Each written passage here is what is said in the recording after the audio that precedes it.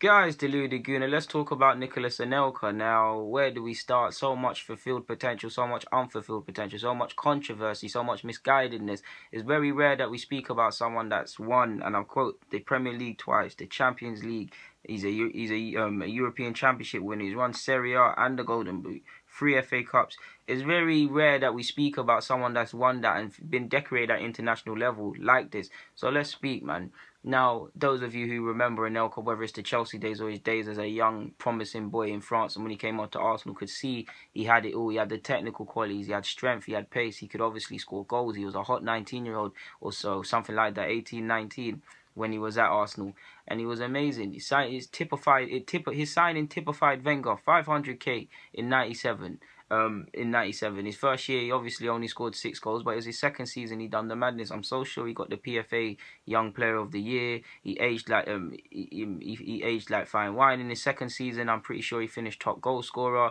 He scored in the FA Cup final. He did his thing. He got 17 goals. And he also bagged against United and things like that. So that typifies how good of a player he is. And then we know in the years that followed, eventually he sold from 500,000, sold for 20 or so million to Madrid. That didn't work out. He still won Champions League there. And a big thing for me as to why it hasn't worked out is because he's lacked guidance throughout his whole career. Like Avram Grant said, and I've got it to quote, he said he lacks passion. He's got the pace, the power to beat players, but he's got no passion to win, to do well, to push himself to be even better. And what they always tell you guys, potential is overrated. You've got potential, but you need to go and do the rest. Like, Avram Grant said he used to tell him how good he could be all the time. Obviously, by then at Chelsea, it was too late, but he was quite a good player for Chelsea, to be honest with you, in my opinion. And yeah, man, like Avram said, since 19 when he came to Arsenal, he would do good things and do nothing more. What he means by that is push himself. He would be happy with his 1 goal, he'd be happy with his 9 passes and things like that.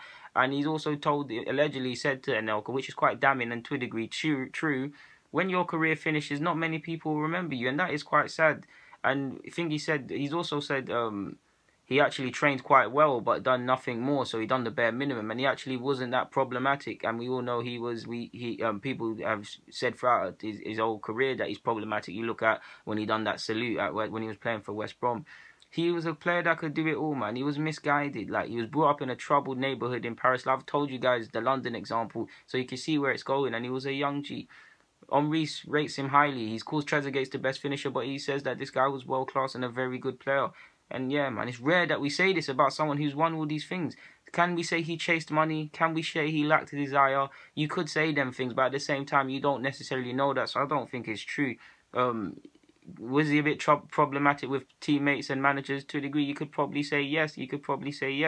Also, man, like, yeah, man, he had that he done his thing at Arsenal, and then he left. He was young and guided. He lacked no guidance and forward thinking and things like that.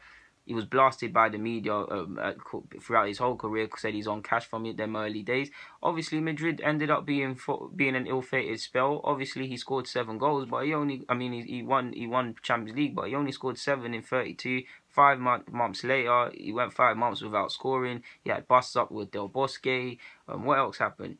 He bagged twice versus Munich, but other than that, it was an ill-fated spell, and I'm pretty sure the most low and oldest of Madrid fans ain't going to remember him too tough.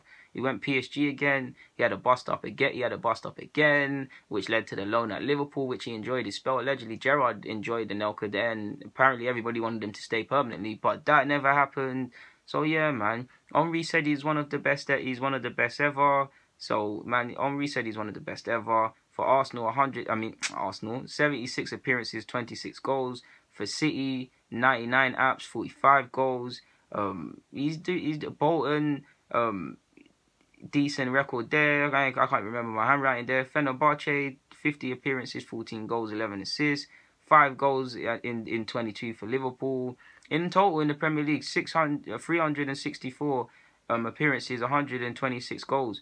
And 68 in the Champions League. That's fairly decorated. And when you add together the stuff he's actually won, are we being fair? I don't think we're being fair. On one hand, I don't think we're being fair, because when you look at his environment and where he's come from, and maybe a lack of money, these things are always going to happen for an individual. And this might have been as good as he'd ever would have been. And he's had a good career. But on the other hand, imagine he had the guidance, the work rate, the want to do more in training, to not be happy with doing the bare minimum, to have the guidance to say forget money and things like that. how good he would be. He actually regrets leaving Arsenal. He's actually said that here he probably shouldn't have left Arsenal. He didn't realise at 19 what a good chance he had, what a good opportunity he had, and things there. But he's also accepted where he went wrong. He can't go back in time. He's also said at 19 you've got nothing to measure life against. What he means by that is you can't put things into perspective. You just see the now, which to a degree is true. And when you consider where he's come from, he's achieved a lot, but there's so much potential, man. Like it's upsetting. It's upsetting that Anelka won't be remembered, because when you look at the footage and you see his records might not necessarily be the best, but he's definitely a more decorated footballer than he's given credit for, than he's remembered for. Like, there's players that are going to be remembered way more than him, to be honest. And I've said what he's won. Like, for me, it should serve as a reminder, like, that potential is only half the battle. And I see a lot of similarities with Anelka and Balotelli, because I believe Balotelli could have been the best out-and-out striker in the world if he had the work rate and things like that. And he's won Champions League, I believe, and he's won a decent amount at top level. He's won Premier League, but when he retires, you should have had a better career. You shouldn't have been filled with all these bust-ups and things like that. But again, not necessarily a troubled childhood, but misunderstood person. So there is similarities.